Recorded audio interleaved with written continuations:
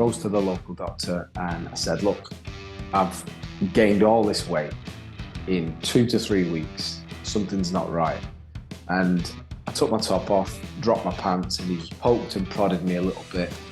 And he looked up at me and went, you're just fat, aren't you? Got to places where I've been so desperate in the past, where I think once I ended up sat in a guy's shed in his back garden in Leeds, holding on to metal rods, doing bioresonance therapy, because I'd lost so much faith in the NHS. I thought, I will try anything. And I think the lowest point was where I was holding a knife to my own love handle one day. And I thought, I've got to just get this out. So what happened was the drink and the drugs dropped away. And all of a sudden I started finding myself and finding this passion for art again. And tattooing changed my life. It changed everything. Hi, Danny. Welcome to the show. How's it going? Yeah, good, mate. Good morning. It's a good, fresh Sunday morning in the English countryside. Beautiful stuff. I think the best place for us to start, you've got a very interesting story that we're going to find out about. So let's kind of maybe start at the beginning with what kind of started your story and the issues you had right at the beginning that you've been battling against. Yeah, so the main thing that I've had in my life so far, that's almost like the underlying story of and has given me perspective whenever I can speak to other people about health and wealth, was a hormone issue, which is really common. Apparently, it's underactive thyroid, hypothyroidism. It's really, really common, but a lot of people don't pick up on it. They just think that certain symptoms are something that's just them now. It's just how they've turned out. But mine was a bit more dramatic. Mine was it kicked in when I was 18. So my weight's always yo-yoed. I was always a chubby kid, and then all of a sudden I'd spend 12 months slim, and I just thought I was growing up. Your parents say that you fill out and then you're tall, you fill out then you're tall. And I just kind of subscribed to that. But when I was 18, I was going through a slim stage, and we broke up for college for the Christmas break.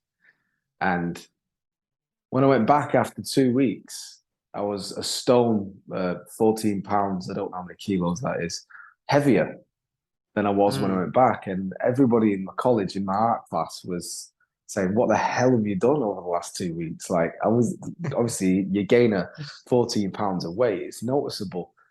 And I thought, I don't really know. I don't know what I've done. The one thing I've done differently, I got bought a bottle of Baileys. So I put it down to that. I was like, well, I've been sipping Baileys for 2 weeks. It was only a small bottle. So, Jesus, I better not go near that stuff again. But it was a very, very quick inflammation and weight gain. And I had big, deep purple stretch marks all down the inside of my arms and all up my sides and all down my inner thighs and stuff. And I thought, this is not Baileys. This is not food. Something's gone wrong here. So this was the first time I ever got let down by a GP, general practitioner in the UK. I'm not sure what they call that in America. Is it just your local doctor? Yeah, maybe just doctor, I think. Yeah, well, you just go to, well, in the NHS, you get allocated a doctor at a local surgery dependent on your postcode. So I goes to the local doctor and I said, look, I've gained all this weight in 2 to 3 weeks. Something's not right. And I took my top off, dropped my pants, and he just poked and prodded me a little bit. And he looked up at me and went, you're just fat, aren't you? He said, that's what he said. Those were his words. Those words are ingrained in my brain for the rest of my life. And I'm able to laugh about it now, how funny it is. I think he eventually got struck off after maybe a decade later. But yeah, so this guy was quite renowned for being a bit of an arsehole. And yeah, he poked and prodded a poor vulnerable 18-year-old who's just gained a stone of weight, is supposedly in his prime, in college, trying to get girls, and just said, you're just fat, aren't you? And I thought, well, I wasn't 3 weeks ago, pal. So is there something we can do about this? He said, yeah. And it looked like he couldn't give a shit, to be honest. He said, yeah, we'll just send off for some tests and see what comes back. So we went back a few weeks later. And he said, well, turns out you've got an underactive thyroid gland, and it's a good job we caught it because it can be fatal. Those were his words. I don't know if that's true. Wow. And I just looked at him and said, I'm just fat, remember? You just called me fat. So that was the beginning of my journey, taking a tablet a day for the rest of your life, which is what you were subscribed to once that's the diagnosis. Yeah, it's a synthetic thyroid replacement sort of pill that you just take every morning, and it gets your levels straight. But they never actually leveled off. I didn't lose the weight, kept the stretch marks. And this went on for about 18 years, I would say, until it was somewhat, fixed or back to being normal again. And in there was quite a lot of self-medicating and becoming my own doctor because of the lack of faith I then had in that doctor. You didn't know back then, or I wasn't encouraged by parents because they were uneducated about this sort of stuff, about being able to go and find your own path and find a specialist. I was 18, so the internet wasn't as and I would guess naturopathic stuff was not so big on the internet back then, and I just didn't have the awareness to go and seek out other advice. You just listen to your doctor, you just listen to your dentist, you just listen to your banker. They know everything. But it turns out he didn't. The thing that I kind of speak on a lot on the podcast is about the health service and doctors in general. That literally their job is not to make you better. Their job is to feed you pills and drugs and get money for the drug companies. And what I'm actually doing at the moment, this is going to finish off nicely my little series on how to be your own doctor, which you obviously just mentioned there. You had to become your own doctor.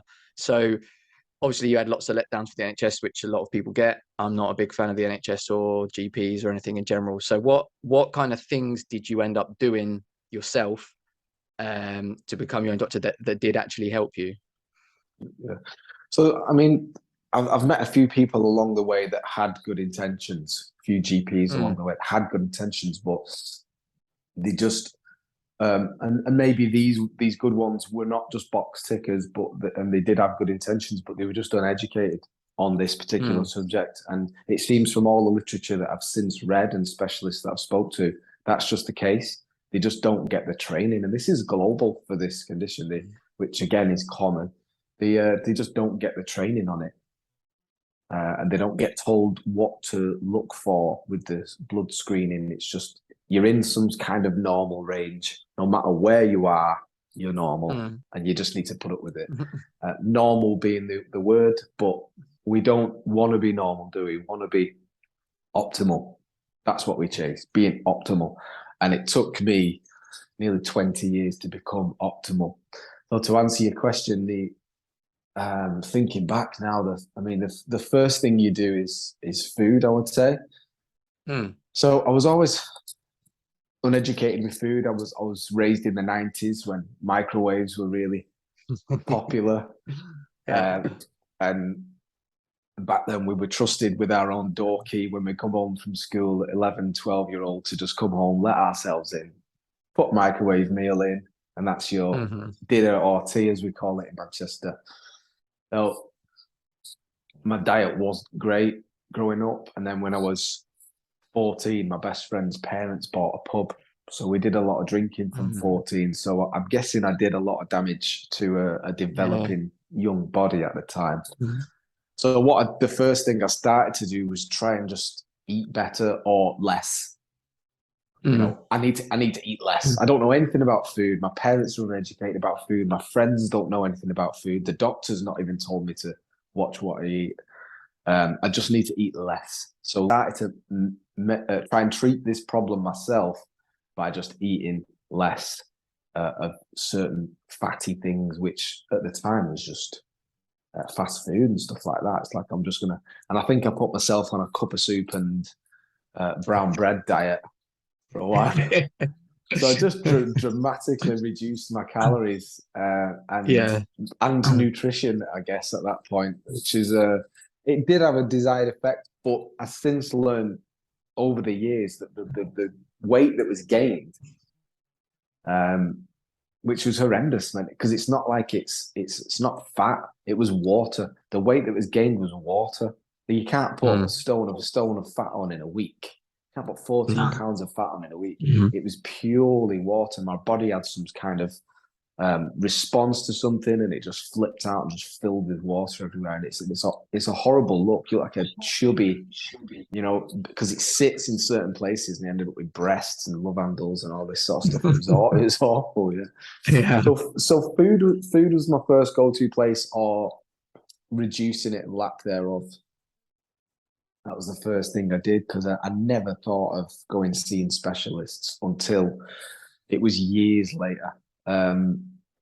But food and gym, that's where my gym journey started at 18. I started just smashing the gyms, just going to the local gyms, which was good because I'm getting exercise in. But back then, around that area, the gyms were just full of steadhead gangsters.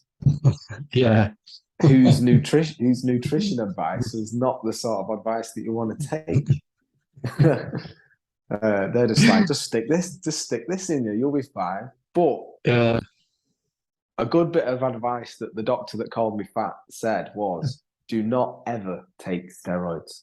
And that stuck. He said, look, if you've got a hormone problem, you've got hormone imbalances, and if you do anything that affects your hormones, and he just listed a few things, and steroids was one of them, he said, it's going to make a mess. And I did find out, I think, for a period, because there were some points through this first few years where I was desperate, and it started to really get to you, because I'm going to the gym, I'm eating less, I'm doing as much as I can, and this weight would not go, because as we know now, it was water. It can't be burnt off. So that starts to mess with an 18, 19-year-old male, or female as well. But as a male, I'm in college. I went to an all-boys school, so now I'm running around college with loads of girls that I can't get because I've just gained all this fucking water weight. I don't want to take my top off because I've got big purple stretch marks down my arms. I'm like, fuck. So I'm going to the gym and trying to eat less, and it didn't really work. Nothing seemed to work. But obviously, like you say, looking back, it's kind of understandable why that didn't work. And it's kind of, like you say, sad that the doctors aren't trained in the right ways, that they could have given you the right advice. Like, diet and nutrition is the first thing they should have gone to as health professionals, in terms of trying to get it under control for you, which they didn't. So obviously you're trying it yourself and it's not really working. Where did you kind of go from there? Did you go back to the doctors? Did you try something else yourself? I had to go back to the GPs once a year to get regular testing done, which is not thorough enough, in my opinion. And the opinion of everyone who's written literature on this subject is that the doctors' tests are just not thorough. And they don't test for the right things. It can be broken apart into quite a few pieces. And they just kind of test for one or two things. And I sat, I think, at the very bottom of a normal range for 17, 18 years. And it was never fixed. It often fluctuated, and it was never fixed, though. Wow, thinking back at some of the things I have tried to fix this, I just kind of went through. There were periods where I was drinking every weekend, going out partying, and I would be slim. I would have abs.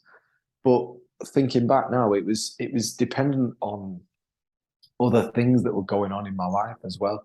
I got to points where I was quite relaxed. There was no stress in my life. I finished college. I just had an easy job selling mobile phones, and stress, cortisol levels and stuff like that play a massive part. They're one of the number top 5 things that affect this condition.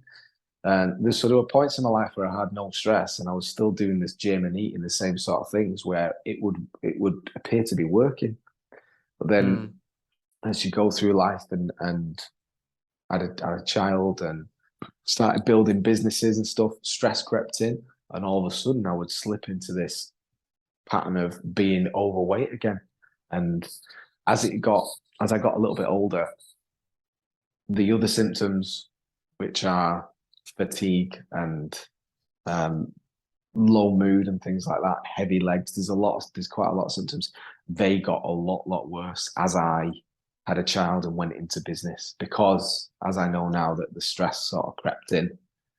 Um, but I've got to places where I've been so desperate in the past where I think once I ended up sat in a guy's shed in his back garden in Leeds, holding on to metal rods, doing bioresonance therapy because I'd lost so much faith in the NHS. I thought these don't know. I will try anything, and I've been sat holding on to metal rods for 2 hours while this guy just leaves me sat there whilst he's pulsing things through me, and I'm just like, well, okay, I'll try this. I'll try this. So interesting that you mentioned stress as well. That's one of the 4 topics I'm covering on sort of how to be a doctor. And I think a lot of people, although stress is kind of, and mental health is kind of a big thing nowadays, people don't really fully appreciate the physical effects that stress has on you. So that's really interesting that you talk about how that's one of the main things that really flares up your condition. I think there's other conditions like digestive ones, colitis and stuff like that, where mental stress will make them worse physically for you. So that's an interesting point that you make there too, because that is something that's very real, and I don't think people who haven't experienced it don't really appreciate that much the effect it has. Yeah, it's a big one, and what's crazy is that it causes stress. I wasn't stressed before it, and all of a sudden I'm heavier. I felt unattractive, and I couldn't shake it. So for the most part of the last, I've been in a great place for 3 to 4 years now. Really good because I've educated myself enough. I've had access to the right information that I'm okay now. It's managed and I feel great, and I've got plans to maybe even just eradicate it from my life in the near future. But there have been parts where it flares up and causes stress. I want people to imagine that you're doing everything you can to live a certain way. So I'm talking about eating the cleanest foods, avoiding a lot of things, no alcohol.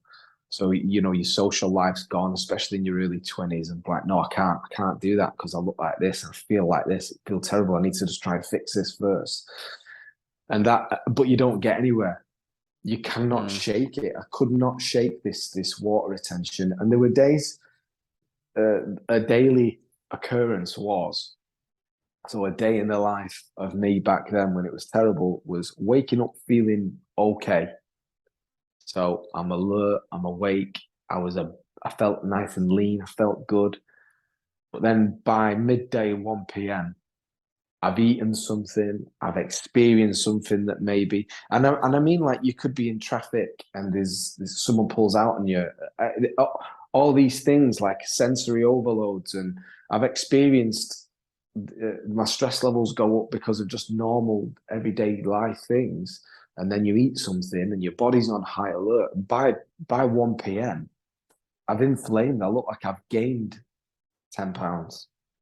So I felt like for a good 17 years or so that I was living in someone's body that was not mine. And there were points where it got really, really stressful. And I think the lowest point was where I was holding a knife to my own love handle one day. And I thought, I've got to just get this out. I've got to get this out. It was noticeable. Relationships that I was in, they would say, you look like you weren't hanging over those pants before.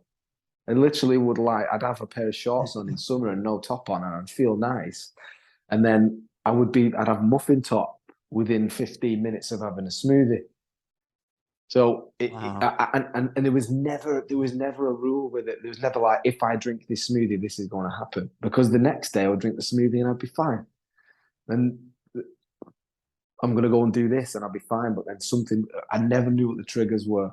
So I was going through life just having no idea. And there was nobody that I could find that could help. No advice that I could find that would just figure this out. No one seemed to know it. Yeah, so the lowest point was when I mean, I would go in like pubs out with my friends at weekends, and something that was very, very common was that if I had a drink of alcohol, it would trigger it.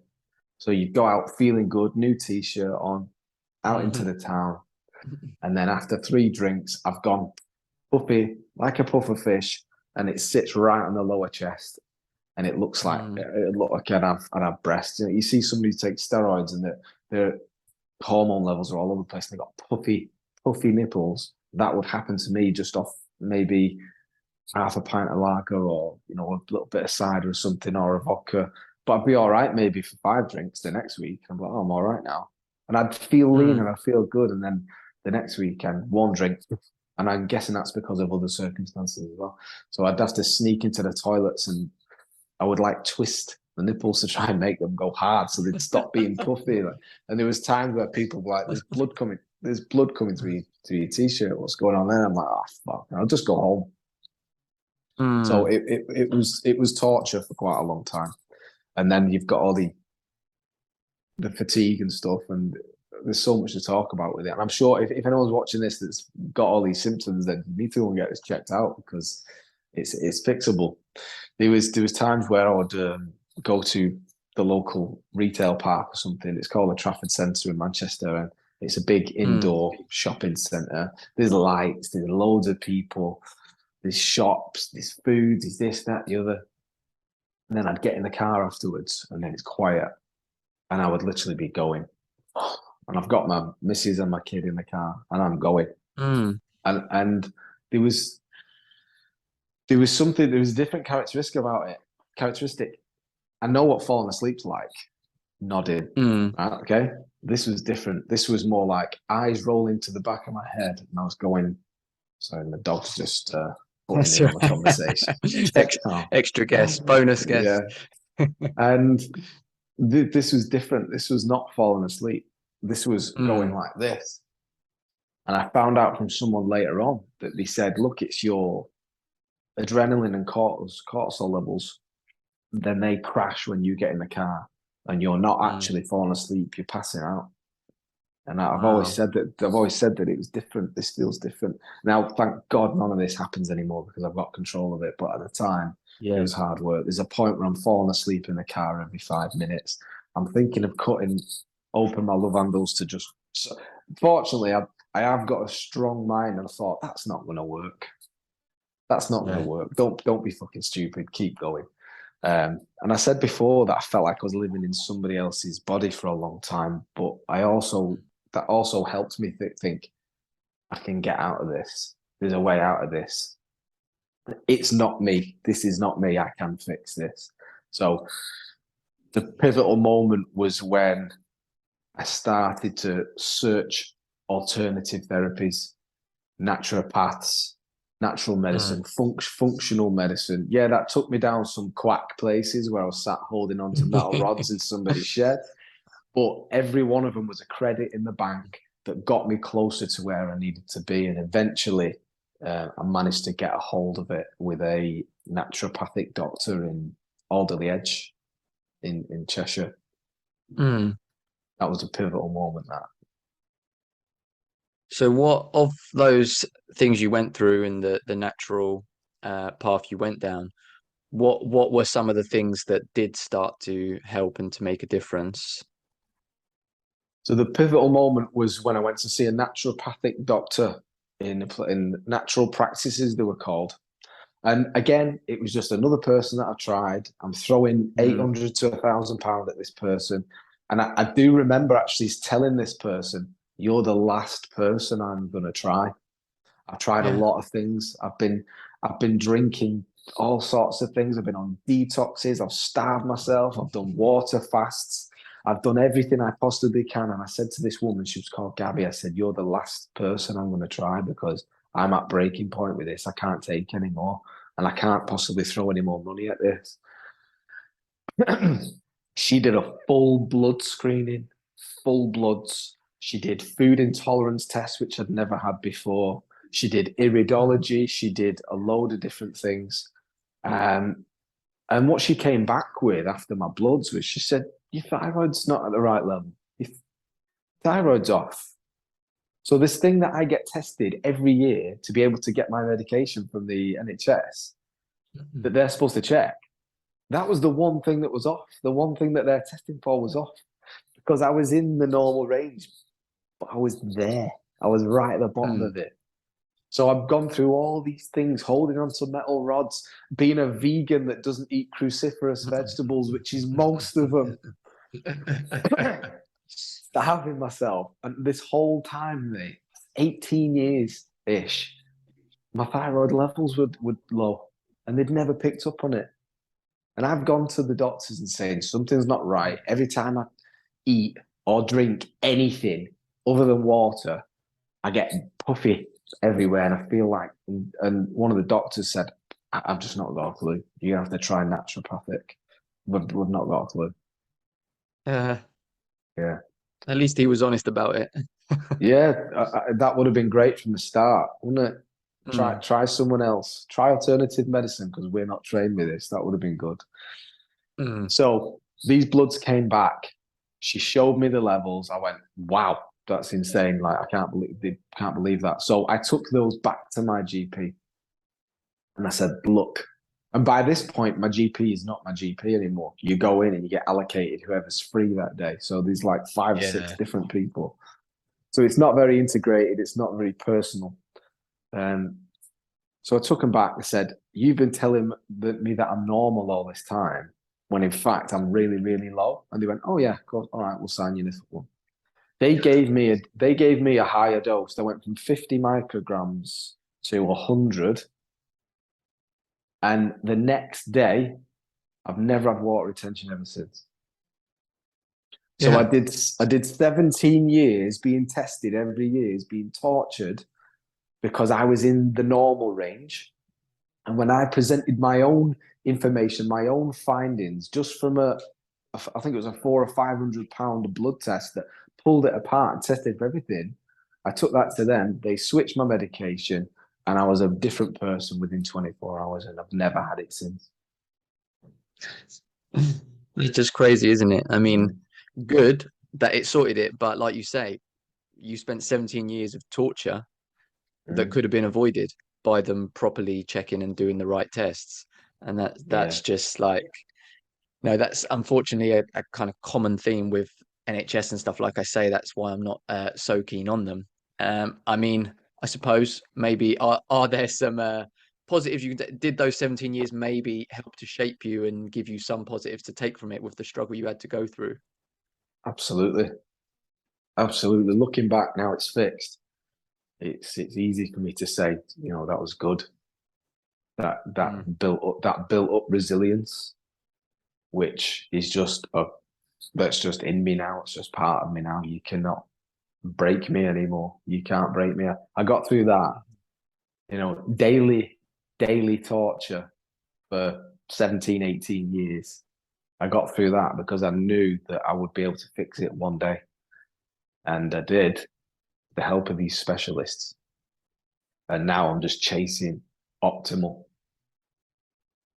And so what kind of things now are you adding on to that? Obviously the medication's kind of cleared up. Are you kind of looking at other things to completely as you say, get yourself optimal and completely get rid of it? Yeah, well, I'm still on a daily tablet, which is the 100 micrograms. I'm still taking that.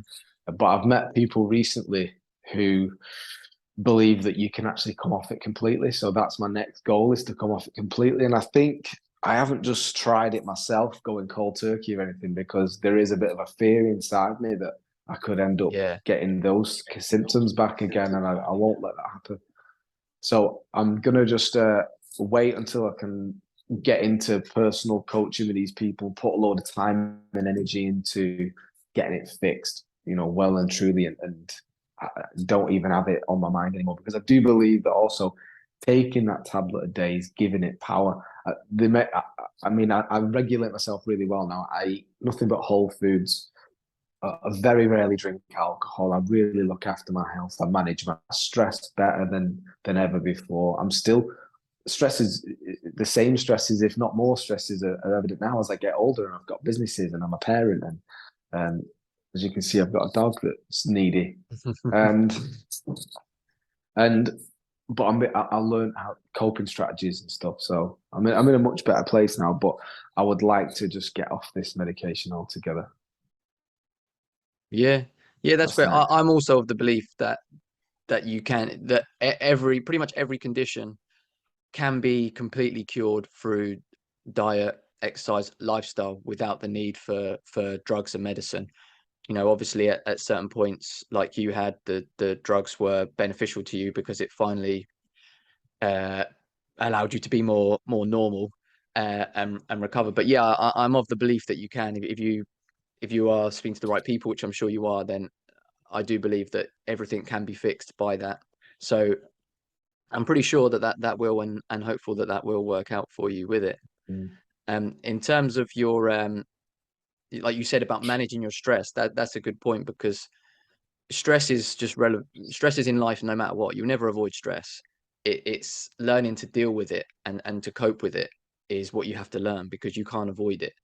You have to embrace it. There was a study a little while back that I saw someone talking about where they did a test where they had two groups of people, both kind of under the same daily stresses. Half of them had the attitude that stress is part of life. You need stress to be better. They embraced it. And half of them thought stress was terrible. And the half that thought stress was terrible, they all died early. The half that embraced it, they were fit, healthy, and lived longer. So your mindset on it has a big effect. So were there any sort of specific things that you do to cope with stress and to manage that? So to manage stress these days, I just get on with it. I'm of the Mm. belief that it's just part of life. I think if you're broke, flat broke, you're going to be stressed. And if you're a billionaire, you're going to be stressed. So you may as well get on with it and try and become a billionaire and be stressed that way. There's different That's it. stresses, aren't there? Yeah. I don't like to say the word stress because I think it gives it power. I prefer to Mm. refer to stress as just pressure. Yeah. If you're broke and homeless, you're under a lot of pressure. If you're a billionaire running 50 companies, you're under a lot of pressure. It's only stress when you allow it to become stressful. And I don't want stress in my life. I don't mind pressure. I like pressure. I'm used to being under pressure and I perform well under pressure and I'm well versed in it. But I don't ever let it become stress and I don't call it stress. I don't like to give it that power. And I manage it by having pressure regular in my life, allowing it in, Mm. chasing it. You know, I'll go on a 6 hour hike with no food and water and stuff and just see what happens. Like, where will I end up? I go to the gym in the mornings with a PT and train combat and get my ass kicked and push my body beyond what I think it's capable of. I introduce stress. That's why people get in cold baths every morning. They introduce stress to their life, um, Mm. introduce pressure to their life so that they can cope with it better. And that's dead right. I think if you start every morning doing something that's a lot of pressure and stressful on the body, then the rest of the day seems easy. With what I went Mm. through those 18, 19 years, nothing seems that stressful anymore. Pressure just comes easy. And I just welcome it. I'm like, yeah, let's go. And I do notice other people folding under less pressure around me because they've not been through it. I think the trauma of what happened to me there for over that long time and the fact that I came out of it has been a good thing. And I think that everyone should chase some sort of pressure. I think that there's probably a direct correlation there with people who've been through trauma and what their stress tolerance is like versus the success. Um, and yeah, again, that's why a lot of people are jumping in ice water every morning. But that's not something that I want to do. I hate that. I can't stand it. I could Mm. I could do it if I wanted to, but I don't want to do it. I can, Yeah. if you put a gun to my head, I'm getting in an ice bath, no problem. Watch this. But I just don't want to do it. I don't think you have to get up at 4:30 every day and jump in an ice bath to be productive and successful. There's other ways you can apply pressure to your life. Figure out what works for you and just do that. And in my case, it's just training really hard in the mornings. And then I Mm. get to work and there might be a list of 50 things that need doing. All of them get sidetracked. problems arise, and I'm just like, yeah, so next. And these days, I found myself just laughing at them all. I just laugh them off. Ha! Mm. We've made Yeah, a plan. We made a plan. God laughed and changed it. So let's just go with it, and let's just fix problems as we go. Let's just deal with this pressure. Bring it. that's it. Action. I think again a saying I heard a while, I can't remember what it was. I think it was that action alleviates stress 100% of the time, or something like that. It's just like, don't Yeah, spend time thinking about it. Just do it. Just if you just get yeah. on and do what needs to be done, you won't be stressed. No, I absolutely agree. Yeah. Just get up every day, show up every day on a mission, and no matter what happens, just keep going with it. I Mm. spent 18 years with a hormone problem that tortured me every day. I couldn't keep my eyes open behind the wheel of a car. I felt so low at points that I was wanting to take a pair of scissors to my nipple and cut it off and stab myself in the love handles. And I was just waking up going, no, no, no, keep going, keep going, keep going, keep going. And now I'm flying. You can't break me now. I'm like David Goggins, you can't hurt me now. I've built this Yeah. up. I was gonna say, yeah, the like you say, that trauma that you had those years is kind of almost your biggest weapon now, that you have that Mm, to, like you say, and anything that any stress that comes into your daily life, that's nothing compared to that what you've been through. And no. the point you raised as well with people folding under hardly any pressure because they've not been under it, I love that you call it pressure instead of stress. I'm going to start doing that too. But people, it's got like, it's like a dirty word now, so people avoid it at all costs thinking it's bad, which is probably why when it comes along they're literally folding under it. Like you say, you seek it out, which is again a great mindset to have, because the more you go through, the more you realize you can take, and then you just, come on, hit me with the next Mm, thing. And yeah. I think people need to stop having that view of it, that it's such a terrible thing. It's something that you're going to go through no matter what. If you want to do anything with your life, if you sit at home and do nothing all your life, you might not encounter much pressure. But other than that, you just need to encounter it and embrace it. Yeah. Well, there's the equal and opposite reaction thing, into this yin and yang, this balance. Mm, And if you avoid the negative, you're never going to get the positive, or you're certainly not going to experience the best that life's got to offer if you don't experience the worst that it's got to offer. And I think that a lot of people, I am fortunate, I am grateful that the most traumatic thing happened to me at a young age. It kicked in when I was 18, and I didn't shake it for another 15, 16 years. And that's because now I get to live the rest of my life with that in my armory. And I've met some mm, people in my network that are young that have been through trauma, and you can see in their eyes that they're ready for anything. And it's yeah. great. I love to see it. And you can also see it in the eyes of people who haven't been through anything. And you think, God, it's coming to you soon. It's coming. It's coming. It's coming for everybody. Trauma is Yeah. coming for everybody.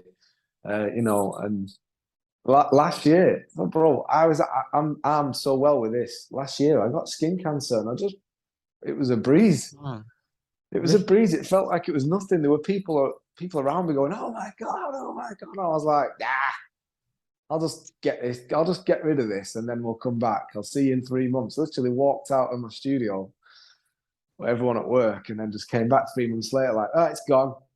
We've got it. I've got a big piece of my leg missing, but we're all right. I'm still here." Wow. So what happened with that? You had to have it cut out? Did you have to have any kind of treatment for that?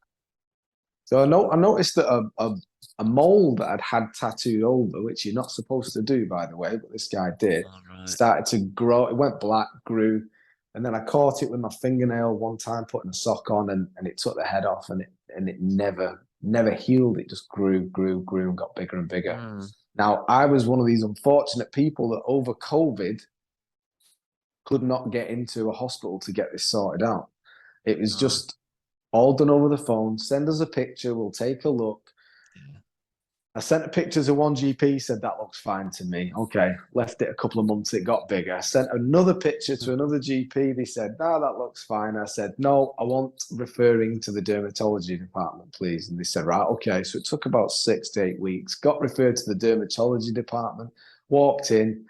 That looks fine to me.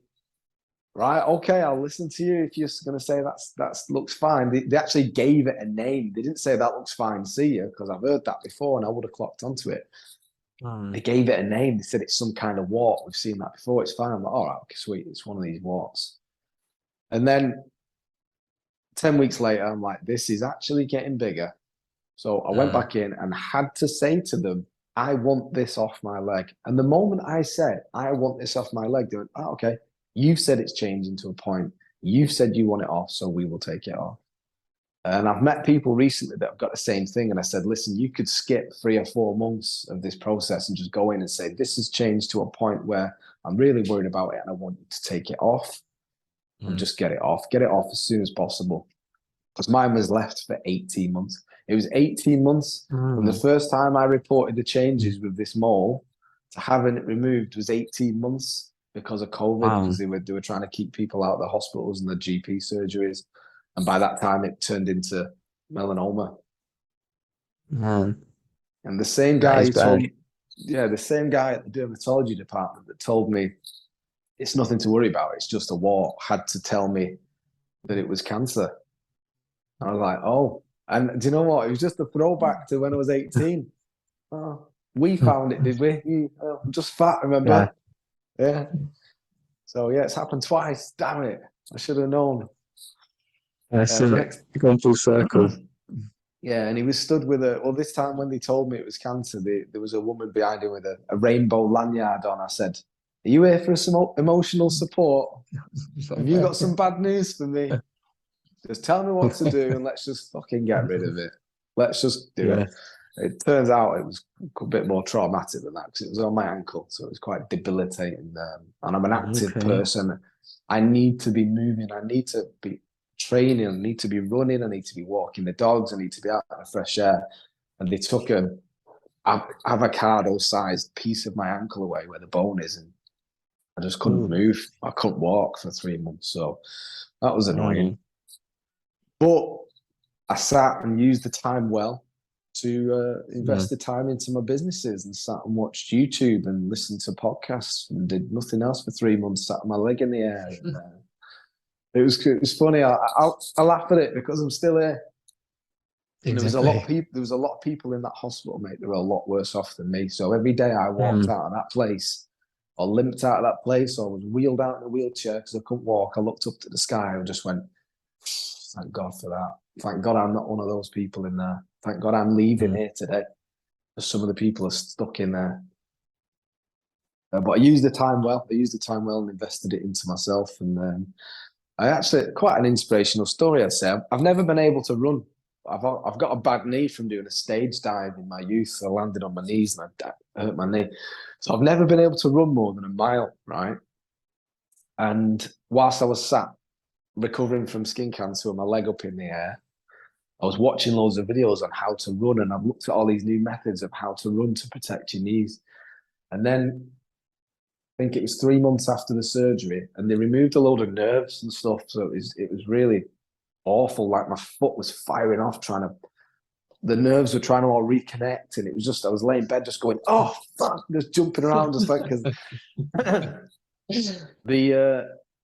the first time I laced my shoes up, I stood at the end of my driveway, like, and the tongue of the shoe was rubbing against my scar, and my toes were numb within seconds, and I thought, you're not fucking having me. I'm not having this. And I think the most I've ever run was a mile. And that day I came out of recovering from skin cancer, I did 4 miles.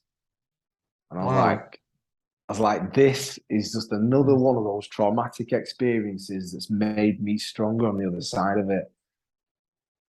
And then the next time I ran 2 weeks later, I did 10 miles. Yeah. And and every mile hurt. And I was like, nope, you're not stopping me now. You've tried. Good effort.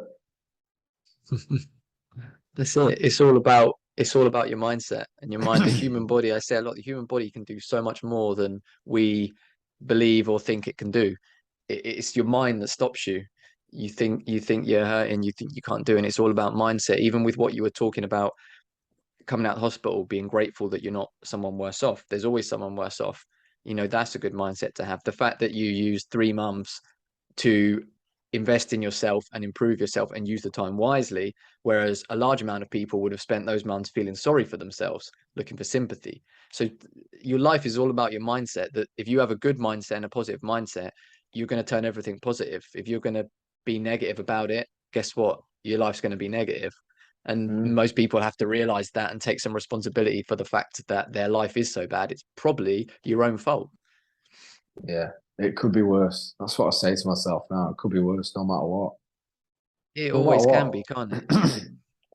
Yeah, I could have lost my foot. Could be worse. Mm. Even if I had lost my foot, could be worse.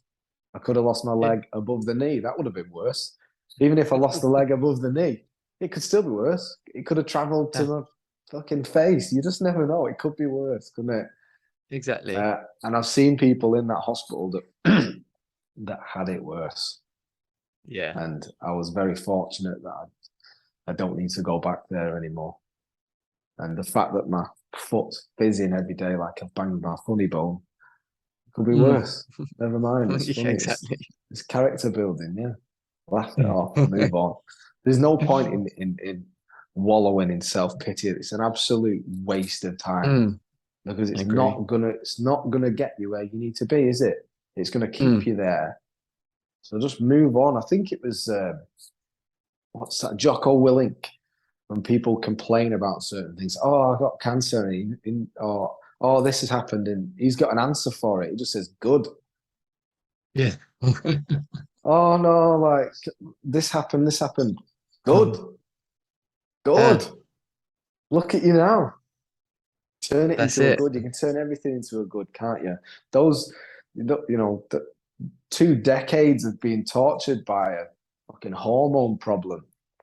Good, because then I got cancer and smashed it. Good.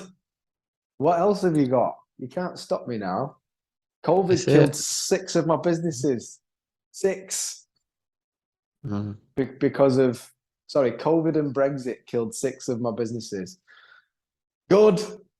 Because it's forced me to go into an online coaching space now that has no legislations, no postage issues, no minimum order quantities, stuff like that. It's all good. As long as you keep going, it's all good. And then That's if it. this fails, good. I'll find something else that'll be better than all the other things before it that didn't work, because they didn't work for a reason, because they weren't right. Mm. So That's it. resilience from traumatic health experiences, resilience built from those translates directly to your businesses, to your wealth, to your growth in entrepreneurship and things like that. If you do choose to do it, resilience just is across the board. Discipline, Mm. resilience, and stuff. It should all be a foundation of everybody. I agree. That definitely, that's like you say, you build it through whatever struggles and then you can apply it to everything. So obviously you've talked a bit about your business there. We're trying to look at health and wealth here. So give us a little background on what happened with your businesses and what businesses you had.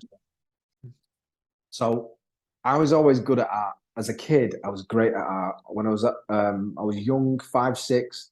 My parents would ship me off to my grandparents because they'd go Northern Soul dancing every weekend. Me and my cousin would go down into the basement and we would draw.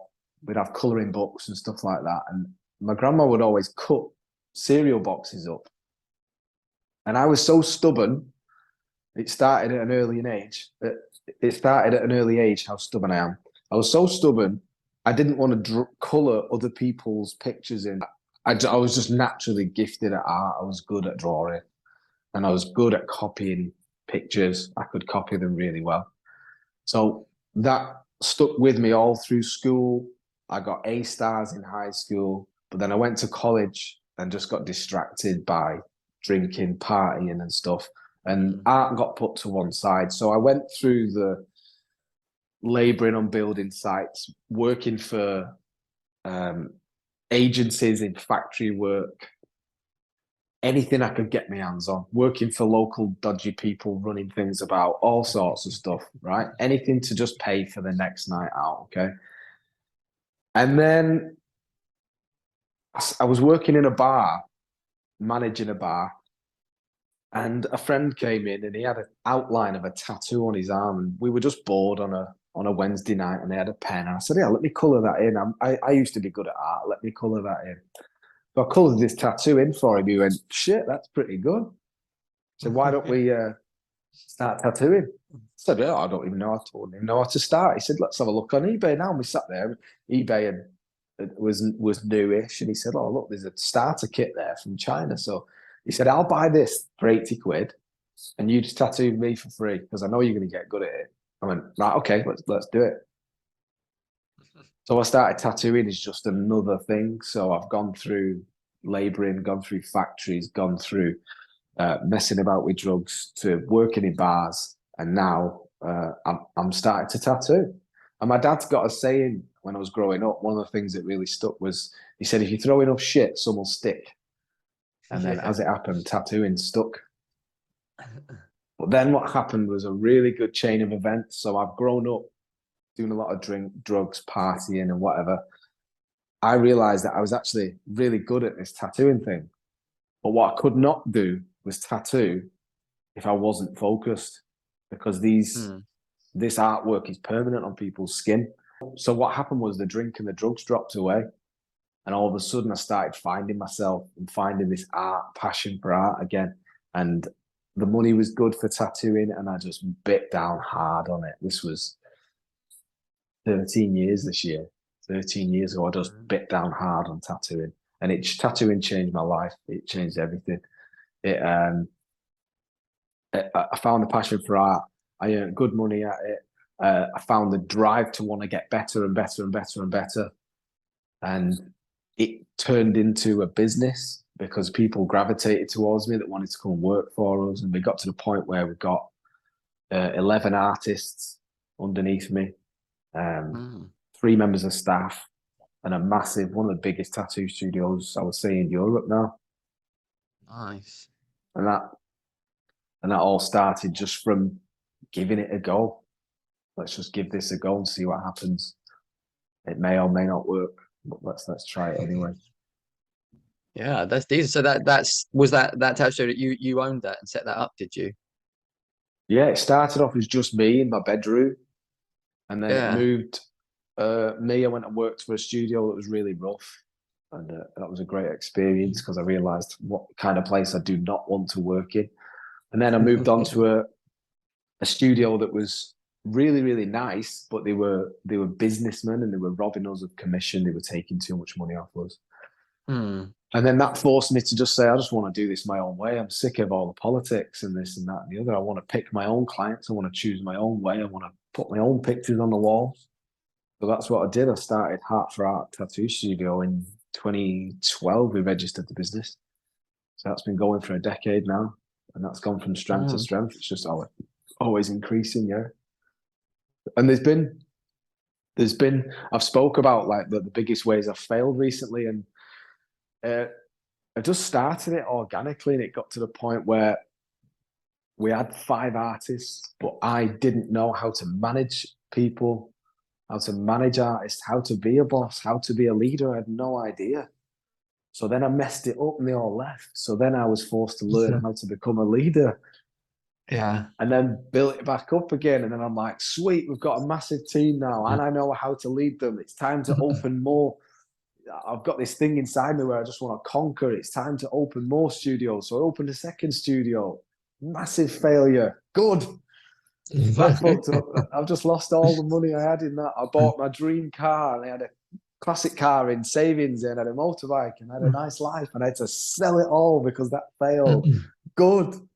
I learned so much from that failure about people, and I blame myself for it because I wasn't doing things right, but I learned. And now I feel like I've got to a point where I'm streamlining everything based off all the failures. And obviously the resilience from health and stuff like that all goes into that, because it's hard being in business, yeah. And like I said earlier, COVID came along and shook it up. COVID and Brexit came along and shook it up once more.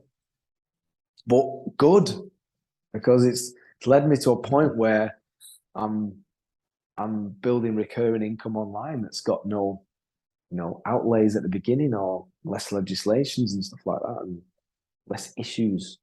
Don't get me started on Royal Mail posting things out to people. It's No, you don't want to you don't want to be relying on too many other people and services. If you can rely mostly on stuff you have control of, it's a lot better. yeah. All the failures and all the lessons over the last decade of owning a business have led me into a place where I just want to rely on myself Mm. and the knowledge that I've acquired. It's valuable. Everything that I've learned about health and wealth is valuable. So now what I'm going to do is put it all into one place, build a product with it, and charge people for that. Every failure and every lesson along the way is as although I take this full responsibility for it, it's been down to relying on other people. I own a Mm. tattoo studio. I can get clients from around the world to come to my studio, but who stands in the way of me and their money? It's other tattoo artists. So I have to rely on other people. I have to rely on them turning up on time.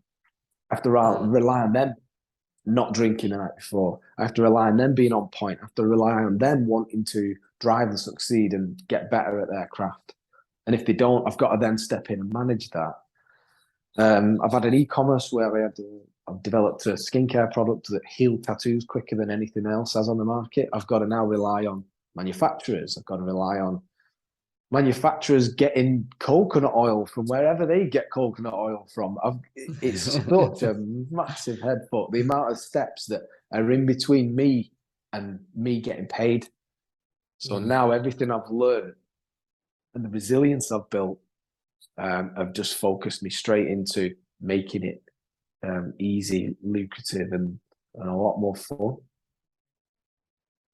So what is your business you're doing now, and what kind of took you, what were the things that pushed you to that, or the steps that made you find that as your next kind of venture? Yeah.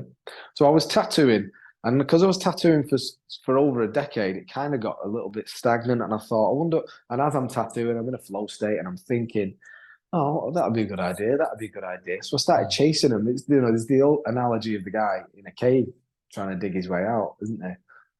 Yeah, All the shiny things, and that was me. That was that's it. absolutely me. I'm like, oh, I'm going to do this. I'm going to do this, and they were all great ideas, and they all had massive potential. But I didn't have the time or know how to actually do that. You build a product, nobody gives a shit about it. It can be the best. You could build a big pill that cures cancer, and no one would give a shit. You've got to make them give a shit about it, and that's what I didn't know. Um, so what I've done is I've ended up winding every little project up that I've got, and I learned that I'm actually very good at tattooing, and I'm very good at running a tattoo business. I'm already doing those things. So what can I now do? It's package up that knowledge of everything that I've learned over the last 13 years in this business and sell that information to people online. Every other business was hard. There was a lot of steps in between me and me getting paid. And this is just a more direct approach. And I think a lot of people are going into that coaching space now, online coaching, Mm. and packaging up their knowledge and turning it into a profession. So that's where I'm at now, yeah. And all the challenges over a decade of in this business and in this industry have given me a lot of authority in it. There's nothing that I can't answer. And there's nothing that I've not experienced either. And that's valuable to people because I can save people 10 years of trial and error.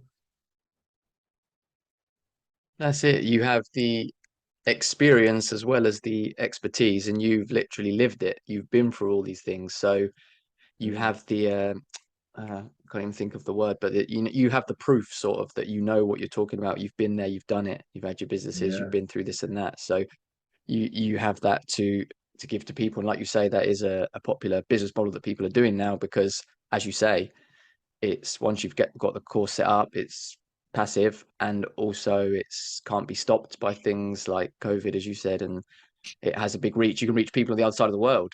You know, you kind of Yeah. people on the other side of the world aren't going to come into your tattoo studio, but they could, download your course and use that. So that's good. I'm sure that's going to do well. I'm excited to. I'll keep an eye and see how that's doing. Mm. To kind of wrap this whole thing up, is there, I mean, there's so much to choose from for you, I'm sure, but for people, especially for people who maybe are struggling with a health issue, it doesn't have to be yours, any, from your whole experiences through your life, what would be kind of one or two maybe best pieces of advice you would give to people, if it's possible to even narrow it down to one or two? One of the best pieces of advice I can give to someone who's suffering with health issues is you live with your body day to day. You know it. And you need to make sure that you get that information across to the right people. Like, you can go to your GP and stuff, and they're reading from a textbook.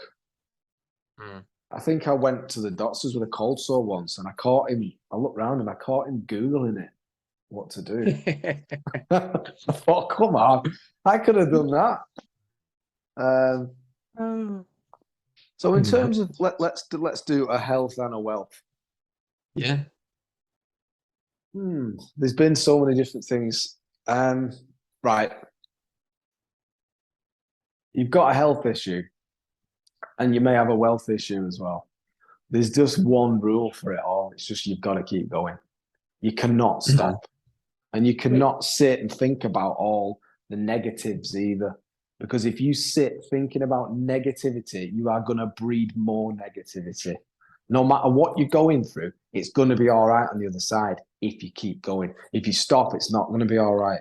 This is health and wealth. In my health conditions and my health issues I've had over the years, I knew that this could be fixed, and I'm not going to stop until it is. And guess what? It's fixed. And in my wealth issues, in my businesses, I thought, this isn't going too well, but I'm just not going to stop. I'm just going to keep going, and it's going to be all right. Guess what? It is. Yes, it's going to change.